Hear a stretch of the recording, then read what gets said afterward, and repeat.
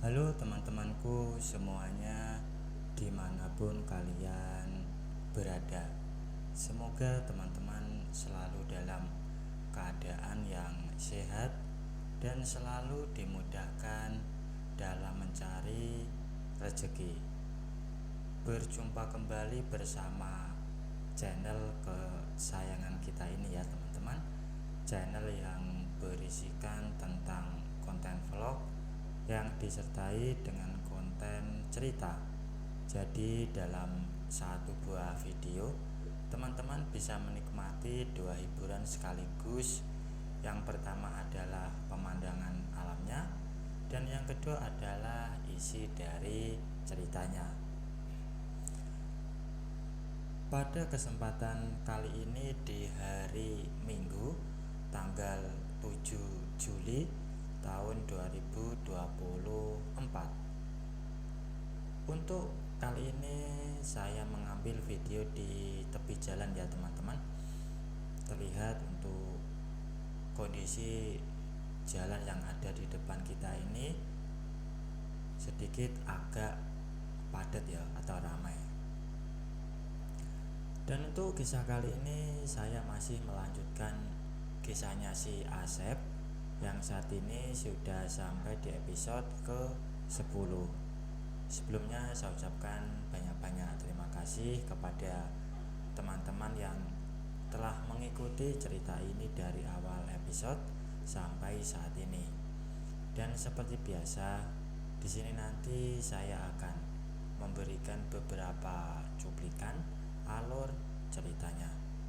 Jika teman-teman merasa terganggu dengan adanya suara yang saya berikan, silahkan dikecilkan atau dimatikan tombol volumenya. Karena saya memberikan suara seperti ini memang sangat penting ya bagi konten seperti yang saya miliki ini. Jadi mohon untuk dimaklumi.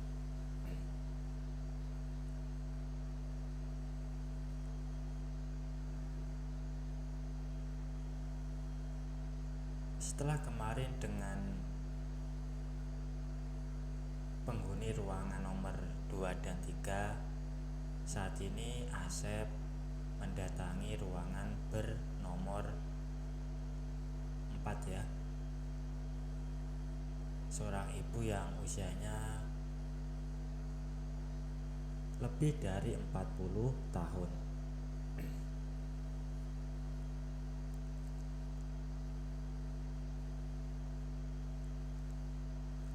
Kemudian Asep pun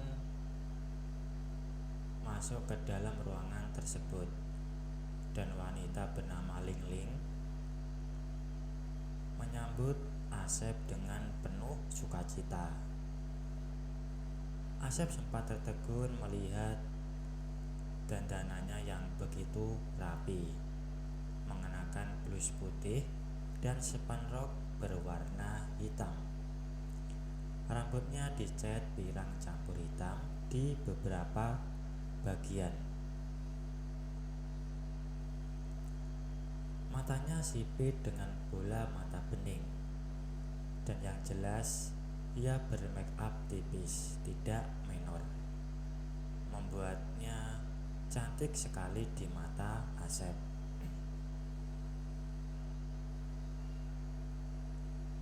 Asep mengira atau menebak bahwa Bu Ling Ling ini dia seorang Chinese. Namun Asep pun tak mau menanyakan masalah rasnya karena takut mengganggu kenyamanan suasana perasaannya. Lagi pula ibu tirinya juga Chinese. Mendingan enjoy saja dengan apapun yang terjadi nantinya.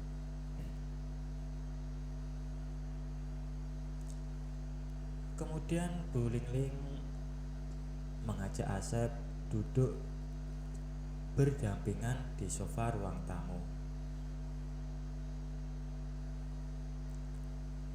Wanita itu tampak sudah siap untuk mendapatkan bagiannya. Begitu duduk di atas sofa, ia langsung menampilkan dirinya.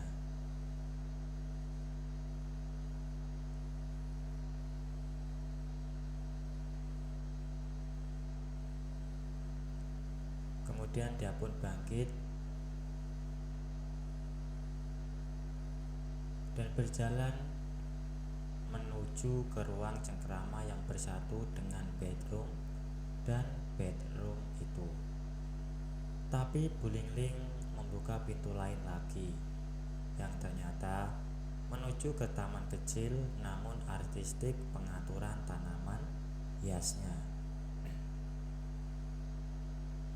Asep baru sadar kalau di belakang bedroom ada tamannya.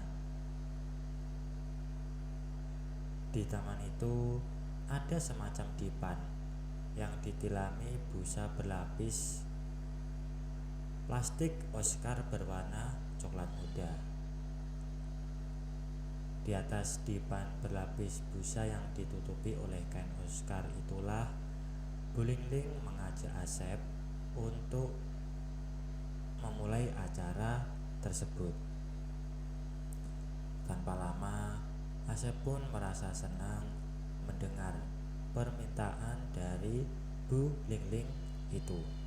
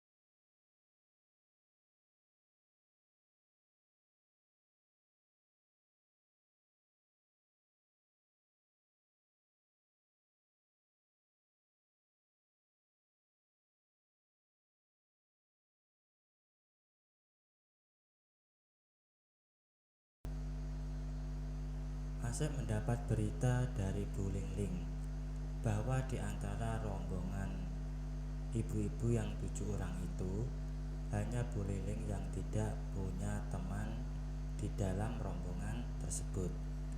Sementara ruang nomor 2 ada sahabatnya yang menghuni ruang nomor 3, yakni Bu Sania dan Bu Muti.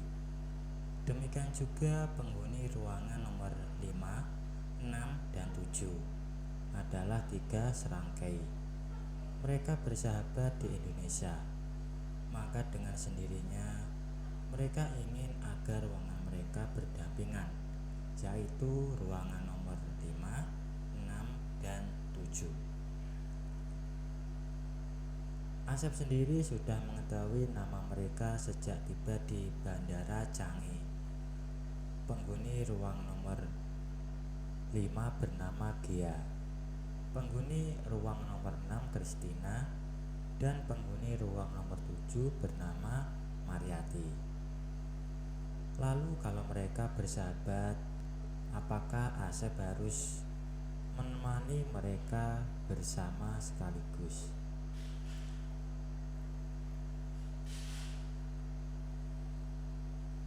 Pada malam yang sudah ditentukan, setelah menyantap makan malam yang syahdu, Asep menuju ruang nomor 5 karena malam itu adalah waktunya penghuni nomor 5 Bu Gia itu.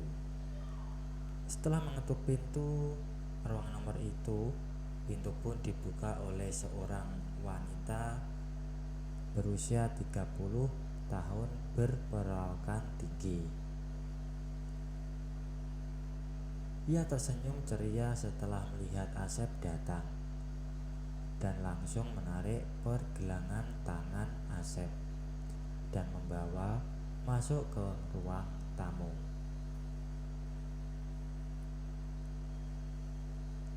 Kemudian Bu Gia pun mengutarakan niatnya bahwasanya untuk malam itu dia ingin Asep menemani dirinya beserta dengan kedua temannya.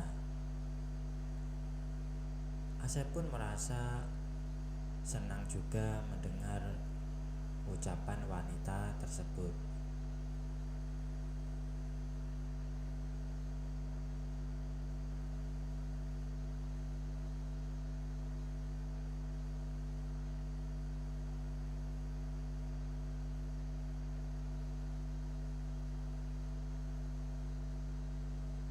Tapi Bu Gia ingin didahulukan oleh Asep karena malam itu adalah bagian dari Bu Gia. Jadi sebelum Bu Gia benar-benar bahagia, dia tak akan memanggil kedua temannya tersebut. Dan setelah melakukan acara awalan tanpa menunggu lama lagi, Asep pun segera memulai acara tersebut dengan Bu Gia.